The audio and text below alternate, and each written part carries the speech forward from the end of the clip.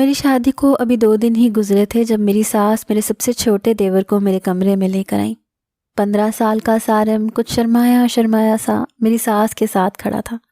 میری ساس مسکراتے ہوئے مجھے کہنے لگی، جب سے تمہاری اعظم سے منگنی ہوئی ہے تب سے میرے پیچھے پڑا ہوا تھا کہ میری بھابھی سے دوستی کروا دو، لیکن اس جھٹپٹ کی منگنی اور 2 ماہ میں شادی نے تو مجھے بوکھلا کر رکھ دیا تھا۔ ابھی بھی 2 دن سے اس نے میری جان عذاب میں ڈال رکھی ہے کہ بھابھی سے دوستی کروا دو۔ میری ساس نے ایک ہی سانس میں سارا قصہ مجھے سنا دیا۔ سارم کافی شرمیلا سا لڑکا لگ رہا تھا۔ ابھی بھی میری ساس کے پیچھے چھپا ان کے دوپٹے کو اپنی انگلی پر لپیٹ رہا تھا اور چور نظروں سے مجھے دیکھ رہا تھا۔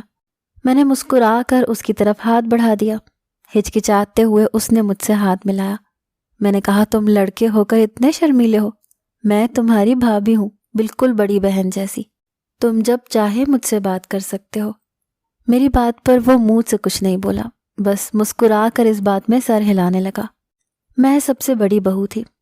اعظم سے چھوٹی 2 بہنیں تھیں اور ان سے چھوٹا میرا دیور سارم تھا۔ اعظم بہت محبت کرنے والے اور خیال رکھنے والے شوہر تھے۔ سسرال والے بھی محبت کرنے والے تھے۔ پہلا قدم سارم کی طرف میں نے بڑھایا تھا۔ وہ تھا تو 15 سال کا، لیکن ڈیل ڈول اور اونچے قد کی وجہ سے بڑا لگتا تھا۔ میں شام کو اس کے کمرے میں چلی جاتی اور اس سے ادھر ادھر کی باتیں کرنے لگتی۔ بہت جلد وہ مجھ سے گھل مل گیا تھا، میرے کمرے میں بھی بلا تکلف آ جاتا تھا۔ ایک بار میں اس کے کمرے میں گئی تو وہ ٹی وی دیکھ رہا تھا۔ مجھے دیکھ کر اس نے فوراً سے چینل بدل دیا اور گھبرا سا گیا۔ میں اس کے پاس جا کر بیٹھ گئی۔ مجھے اس کی اڑی ہوئی رنگت دیکھ کر نہ جانے کیوں شک سا ہونے لگا۔ ایسا بھی کیا دیکھ رہا تھا جو مجھے دیکھتے ہی بدل گیا اور اب یوں گھبرا رہا ہے جیسے میں نے اس کی کوئی چوری پکڑ لی ہو۔ میں نے اس سے پیار سے پوچھا کہ وہ ٹی وی پر کیا دیکھ رہا تھا۔ میرے سوال پر وہ تذبذب کا شکار ہو کر رہ گیا، نفی میں سر ہلانے لگا، کہنے لگا، کچھ بھی تو نہیں بھابھی۔ اس وقت ٹی وی پر کارٹون چل رہے تھے۔ میں نے کہا، جو تم دیکھ رہے تھے وہ لگاؤ۔ اس نے نظریں جھکائے وہ چینل لگا دیا جو وہ دیکھ رہا تھا۔ میں نے وہ دیکھتے ہی اپنی آنکھیں بند کر لیں اور کانپ کر رہ گئی۔ میرا دل دھڑکنا ہی بھول گیا تھا۔ میں نے غصے سے سارم کی طرف دیکھا۔ تم یہ دیکھتے ہو ٹی وی پر؟ رات کو بتاؤں تمہارے بھائی کو؟ میرے غصے پر وہ بدحواس سا ہو گیا، نفی میں سر ہلانے لگا۔ بھائی سے کچھ مت کہیے گا۔ میں نے اسے گھورتے ہوئے کہا کہ یہ دیکھ کر نیند کیسے آتی ہے تمہیں؟ اتنی خوفناک شکلیں دیکھتے ہو تم۔ وہ کوئی ہارر مووی دیکھ رہا تھا۔ میں تو دیکھ کر ہی ڈر گئی تھی۔ اس نے مجھ سے فوراً معذرت کر لی، کہنے لگا، اب نہیں دیکھوں گا۔ مجھے اپنا سسرال آئیڈیل سسرال لگتا تھا۔ نندے بھی مجھ سے پیار سے رہتی تھیں اور میں خود کو خوش نصیب سمجھنے لگی تھی، لیکن مجھے کیا معلوم تھا کہ یہ ساری خوشی عارضی ہے۔ میں کسی بہت بڑی مصیبت میں پھنسنے جا رہی ہوں جس کا تصور بھی ایک عورت کو کانپنے پر مجبور کرتے، اس کی ساری زندگی میں ایسی اذیت بھر دے جسے سہنا موت کے مترادف ہو۔ میرے میکے میں میں سب سے چھوٹی تھی، اسی لیے مجھے کوئی خاص توجہ نہیں ملی تھی۔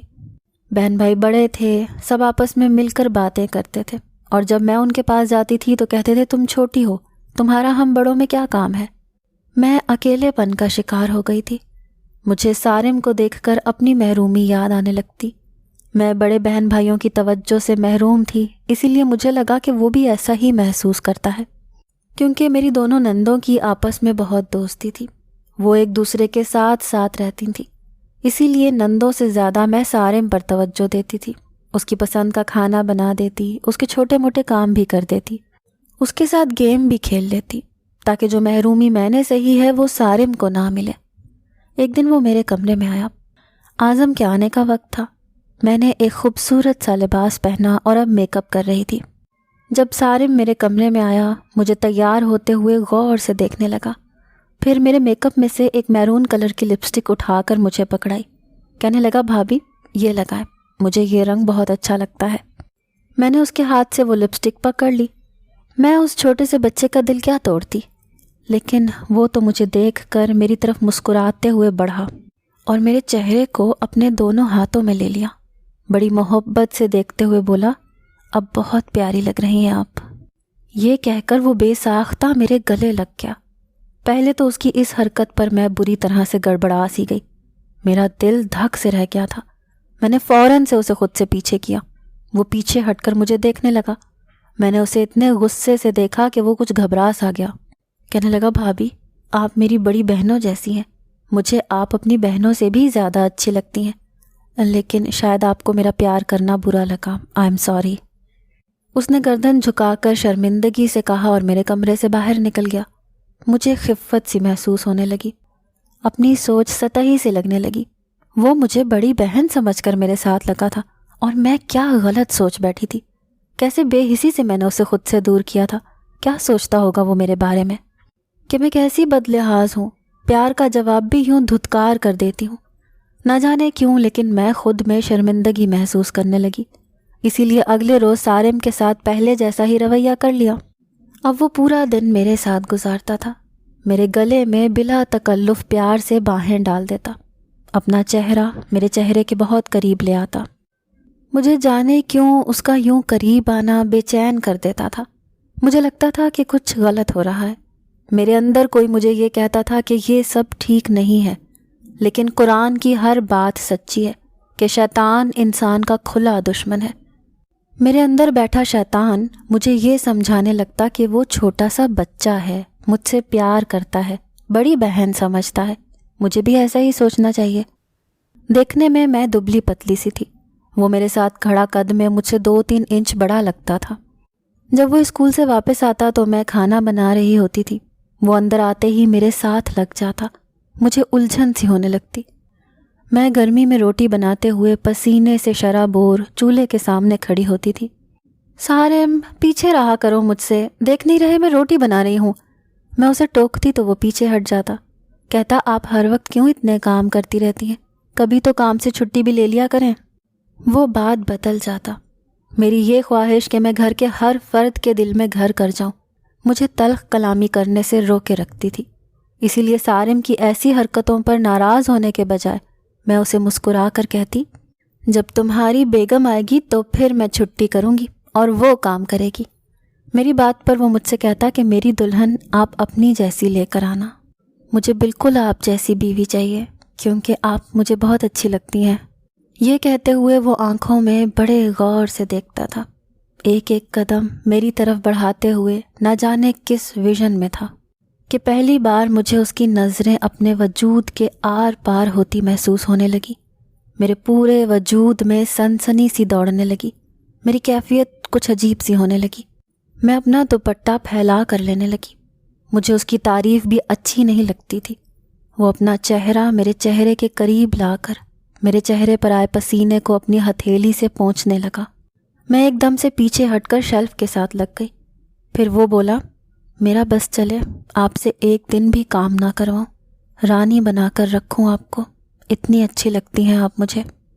میری دھڑکنوں کا یہ عالم تھا کہ کسی تیز رفتار گھوڑے کی مانند بے قابو ہوئی ہوں، ایسی تعریف تو میری کبھی عازم نے بھی نہیں کی تھی۔ ایک دم سے ہی وہ مجھ سے پیچھے ہٹ گیا، اس کے تاثرات بھی بدل گئے۔ کہنے لگا آپ میری بہنوں سے بھی کچھ کام کروایا کریں، وہ نواب تھوڑی ہیں۔ مجھے برا لگتا ہے جب میری بہن جیسی بھابھی کام کرتی رہے اور وہ دونوں بہنیں بیٹھی ٹی وی دیکھتی رہیں۔ وہ بات کو بدلنے میں شاید ماہر تھا، اپنے تاثرات بھی 1 منٹ میں بدلتا تھا۔ اب میں سارم کی نظروں سے الجھنے لگی تھی۔ میں نے اس بار بھی اس سے سختی سے کہا کہ جاؤ تم کپڑے تبدیل کرو، میں روٹی بنا کر کھانا لگاتی ہوں۔ وہ کچن سے باہر نکلا تو میں نے سکون کا سانس لیا تھا۔ کچھ دن میں اس سے کتراتی رہی، مجھے اب اس کی نظریں چبھنے لگی تھیں۔ میں نے ایک بار اعظم سے کہا کہ سارم اب بڑا ہوتا جا رہا ہے، اسے اٹھنے بیٹھنے کا ڈھنگ ہونا چاہیے کہ کیسے رہتے ہیں، لیکن اس کی حرکتیں بچوں جیسی ہیں، جیسے وہ امی کے گلے لگتا ہے میرے بھی ایسے ہی لگ جاتا ہے۔ اعظم مجھے یہ سب برا سا لگتا ہے۔ میں نے یہ بات اس لیے اعظم سے کہی تھی کہ وہ سارم کو سمجھائیں گے۔ میں نہیں چاہتی تھی کہ میں کسی کی نظر میں بری بنوں۔ اگر میں سارم کو ڈانٹتی تو وہ ضرور میری ساس نند کے سامنے یہ بات کہتا، تو وہ یہی سمجھتی کہ میں گھر میں اختلافات پیدا کر رہی ہوں۔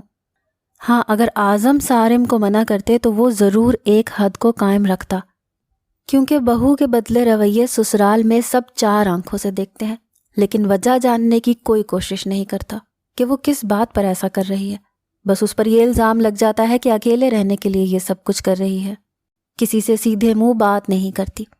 اسی لیے اعظم کو ہی یہ بات سارم کو سمجھانی چاہیے تھی، لیکن اعظم تو میری بات سن کر ہنسنے لگے۔ کہنے لگے تم بینا بیگم عجیب باتیں کرتی ہو. ارے اتنا سا بچہ ہے وہ، تمہیں ماں کی طرح سمجھ کر پیار کر لیتا ہے، اور تم ہو کہ بات کو کہاں لے کر جا رہی ہو. اعظم نے اس بات کو عام سے انداز سے لیا تھا. میں یہ سوچ رہی تھی کہ کس سے بات کروں.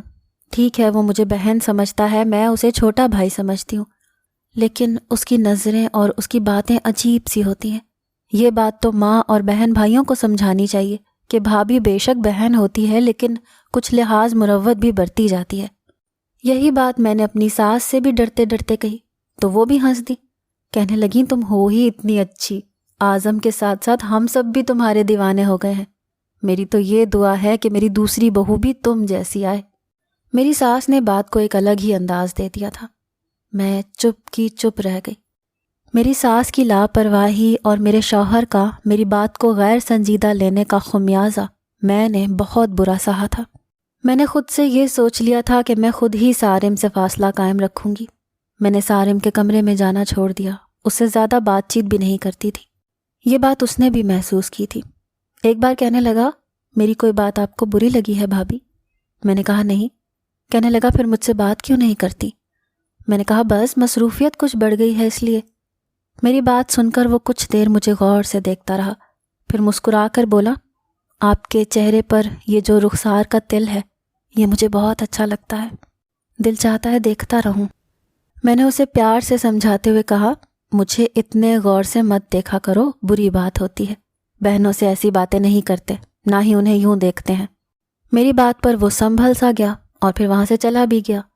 کچھ دن سے میری طبیعت سست سی تھی، مجھے چکر بھی بہت آ رہے تھے. جب اعظم مجھے ڈاکٹر کے پاس لے کر گئے تو پتہ چلا کہ میں امید سے ہوں. اس خبر نے تو میرے سسرال میں خوشی کی لہر دوڑا دی تھی. سب میرا بہت خیال رکھنے لگے تھے، لیکن ڈاکٹر نے مجھے کچھ دن بیڈ ریسٹ کا مشورہ دیا تھا. اب کچن کا سارا کام میری ساس اور نندیں سنبھالتی تھیں. میرا زیادہ وقت اپنے کمرے میں گزرتا تھا. ایک رات میرے شوہر اور ساس نندیں کسی شادی پر جانے کو تیار تھیں، لیکن شادی حیدرآباد میں تھی. مجھے سفر منع تھا اور سارم نہ جانے کیوں ٹیسٹ کا بہانہ بنا کر گھر پر رک گیا تھا. کہنے لگا کل اسکول ٹیسٹ ہے وہ نہیں جائے گا.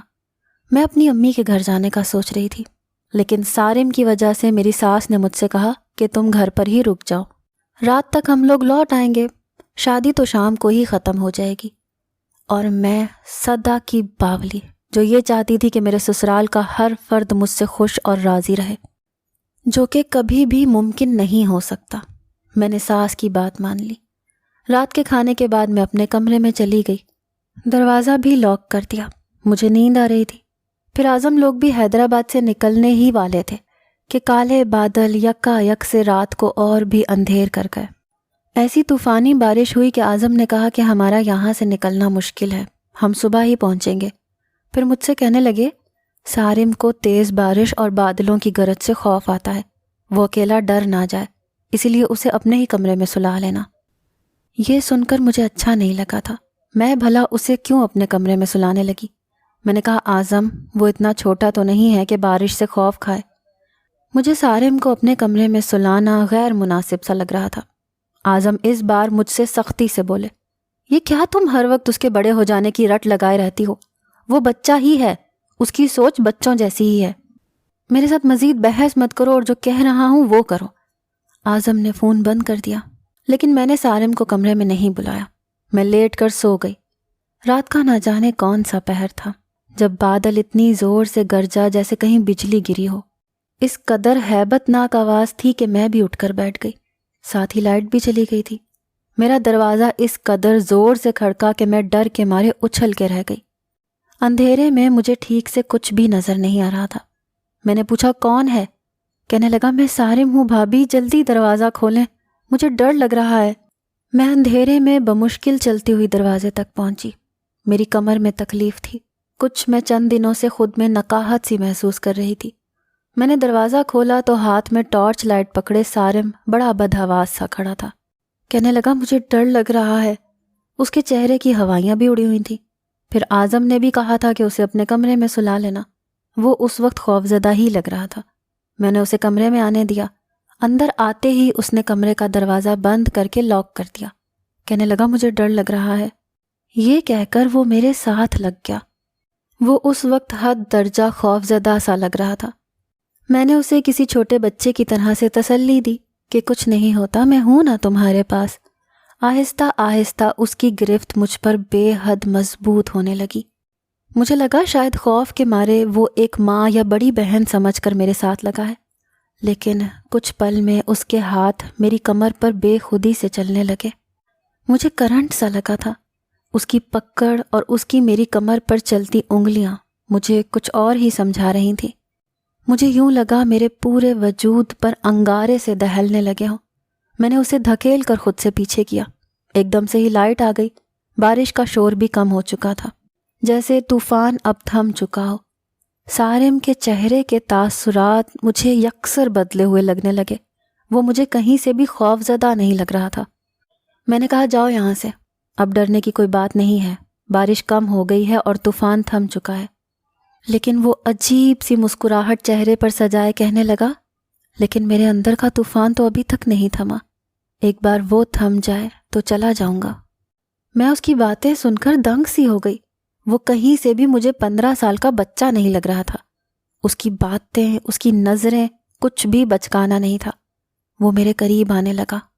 میں نے کہا سارم، کس قسم کی باتیں کر رہے ہو؟ ہوش میں تو ہو؟ کتنی بار سمجھاؤں تمہیں کہ بڑی بہنوں سے ایسے باتیں نہیں کرتے؟ میری بات سن کر وہ ہنسنے لگا، کہنے لگا کون سی بہن؟ کیسی بہن؟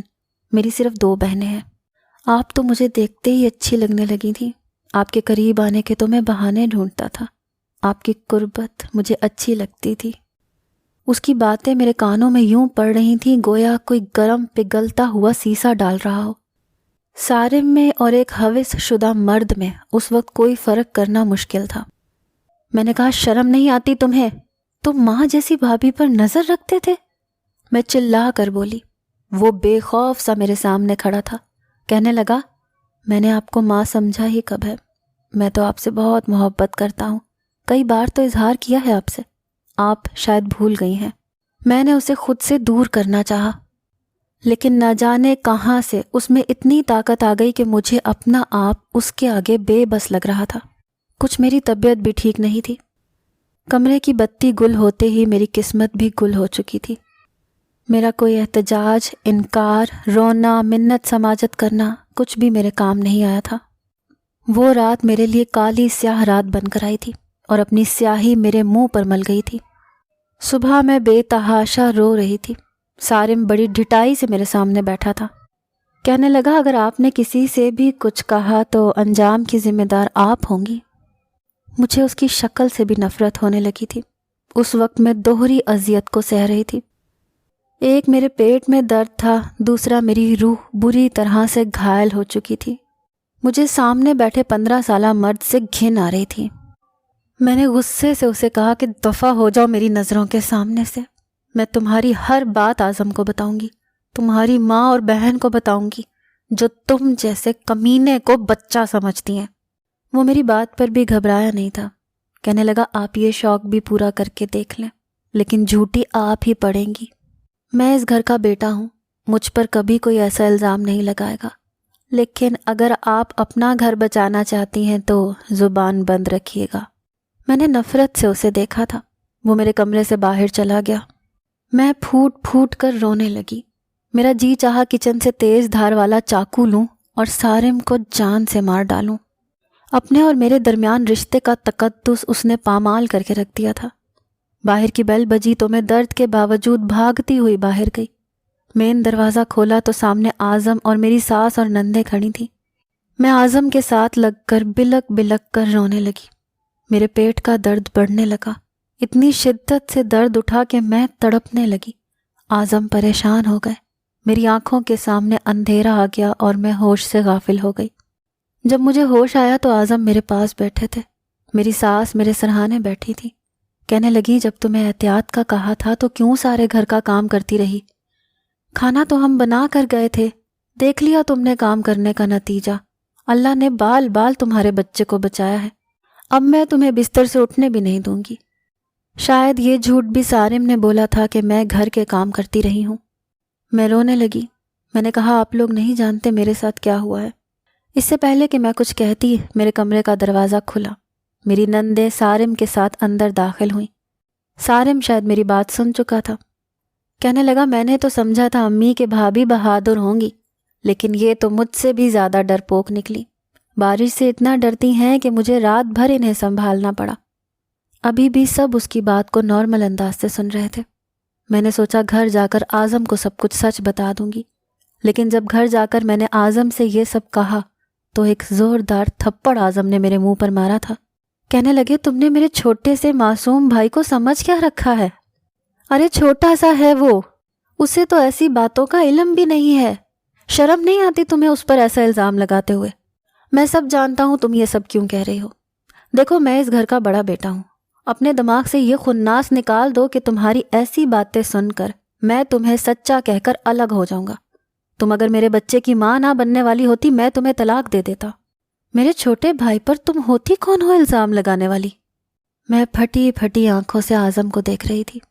کیا یہ وہی اعظم تھے جو مجھ سے بہت محبت کرتے تھے؟ یا شاید ان کی محبت مجھ سے اس لیے تھی کہ میں ان کے گھر والوں کا خیال رکھتی تھی اور ان کے گھٹیا بھائی کی بدتمیزیاں ہنس کر برداشت کر رہی تھی۔ میری حیثیت مجھ پر کھل چکی تھی، میری اب تک کی ساری خدمت بے معنی ہو چکی تھی۔ انہیں کبھی میری بات پر بھروسہ نہیں آ سکتا تھا کیونکہ انہیں اپنے بیٹے پر اعتبار تھا۔ میں نے اپنا سامان باندھا اور جانے کا فیصلہ کر لیا۔ اعظم نے مجھے ایک بار نہیں روکا۔ میری ساس ہر بات سے انجان تھی، مجھے یوں بیگ اٹھائے دیکھ کر کہنے لگی کہاں جا رہی ہو؟ میں نے کوئی جواب نہیں دیا۔ اعظم البتہ کہنے لگے کہ جانے دیں اسے، اس کا دماغ خراب ہو گیا ہے، یہ پاگل ہو گئی ہے، میں کہ جا کر شاید عقل ٹھکانے آ جائے۔ میں خاموشی سے باہر نکل گئی۔ یہ نہ تو کوئی عام سی میاں بیوی کے بیچ ہونے والی لڑائی تھی، نہ ہی یہ کوئی عام سی بات تھی جسے میں فراموش کرتی۔ میں نے رکشہ لیا اور اپنے گھر آ گئی۔ ساری حقیقت سے اپنی والدہ کو آگاہ کیا۔ وہ مجھ سے کہنے لگیں تم پڑھی لکھی ہو کر بھی کیسے یہ جہالت سہ گئی سمیرا؟ کیا تم نے آپ صلی اللہ علیہ وآلہ وسلم کے فرمان کو نہیں سنا؟ حدیث شریف میں آتا ہے کہ رسول اللہ صلی اللہ علیہ وآلہ وسلم نے صحابہ کرام رضی اللہ تعالیٰ عنہ سے فرمایا کہ اجنبی یعنی غیر محرم عورتوں کے پاس تنہائی میں جانے سے بچو۔ تو ایک انصاری صحابی رضی اللہ عنہ نے عرض کیا کہ اے اللہ کے رسول، کیا یہ حکم دیور کے لیے بھی ہے؟ یعنی وہ تو گھر کا ہی فرد ہوتا ہے لیکن نامحرم بھی ہوتا ہے۔ تو رسول اللہ صلی اللہ علیہ وآلہ وسلم نے فرمایا دیور تو موت ہے، یعنی دیور کا اپنی بھابھی کے پاس خلوت میں جانا موت کی طرح خطرناک اور نقصان دہ ہے۔ اس حدیث کی مراد یہ ہے کہ دیور کو قریبی رشتہ دار سمجھ کر بے تکلفی اور خلوت کی بیٹھک اور پردے کے معاملے میں لاپرواہی وغیرہ سے بچنا چاہیے، کیونکہ دیور اور بھابھی کی زیادہ بے تکلفی اور خلوت کی ملاقاتوں اور مجلسوں سے بڑے بڑے مفاسد پیدا ہوتے ہیں۔ تم نے کیسے اسے قریب آنے دیا؟ تمہیں شروع سے اس کے ساتھ سخت رویہ رکھنا چاہیے تھا، ورنہ یہ بات جو تم اب مجھے بتا رہی ہو پہلے کہتی تو میں تمہیں سمجھاتی کہ تمہیں کیسے رہنا چاہیے۔ تم نے تو سمیرا اپنا گھر برباد کر لیا۔ اللہ کے احکامات کو چھوڑ کر دنیا کو راضی کرنے کے چکر میں تم اپنا سب کچھ کھو بیٹھی ہو۔ میری والدہ بھی آبدیدہ سی ہو گئیں، لیکن کیا قصور صرف میرا تھا؟ میں نے تو اعظم سے بھی بات کی تھی، اپنی ساس سے بھی کی تھی، لیکن انہوں نے سنجیدگی سے سنی ہی نہیں۔ انہیں بھی تو اپنے بیٹے کو سمجھانا چاہیے تھا کہ دیور بھابھی کے بیچ فاصلہ ضروری ہوتا ہے۔ ایک دن مجھے ایک ان نون نمبر سے کال آئی۔ میں نے اس کی آواز پہچان لی تھی، وہ سارم ہی تھا۔ کہنے لگا مجھے معاف کر دیں اور گھر واپس آ جائیں بھابھی، میں آئندہ آپ کو کبھی پریشان نہیں کروں گا۔ مجھے اپنی غلطی کا احساس ہو گیا ہے۔ اصل میں میرے دوست اچھے نہیں تھے، وہ مجھے غیر اخلاقی فلمیں دکھاتے تھے۔ جس دن آپ نے مجھے چینل بدلتے دیکھا تھا میں ہارر مووی نہیں دیکھ رہا تھا بلکہ ایک غیر اخلاقی فلم دیکھ رہا تھا۔ بس ایسی چیزیں دیکھ کر میں بہک گیا تھا، مجھے معاف کر دیں اور واپس آ جائیں۔ میں نے کہا جو تم نے کیا ہے وہ غلطی نہیں، وہ گناہ تھا، میں تمہیں کبھی بھی معاف نہیں کر سکتی۔ اس میں قصور تمہارے گھر والوں کا بھی ہے جو تمہاری ایکٹیویٹیز پر آنکھیں بند کیے تمہیں بس بچہ سمجھتے رہے۔ میں تمہارے بھائی سے طلاق لوں گی، مجھے تم لوگوں کی شکل تک نہیں دیکھنی۔ یہ کہہ کر میں نے فون بند کر دیا۔ میرے گھر بیٹا ہوا تھا، اس کے بعد میں نے اعظم سے طلاق لے لی۔ ایسے رشتوں کا یہی انجام ہوتا ہے۔ عورت کو شادی کے شروع میں ہی دیور کی حدیں باندھ دینی چاہیے، اور گھر والوں کو بھی اپنے بچوں کو رشتوں کی حدود باندھنی سکھانی چاہیے تاکہ گھر اجڑنے سے بچ جائیں۔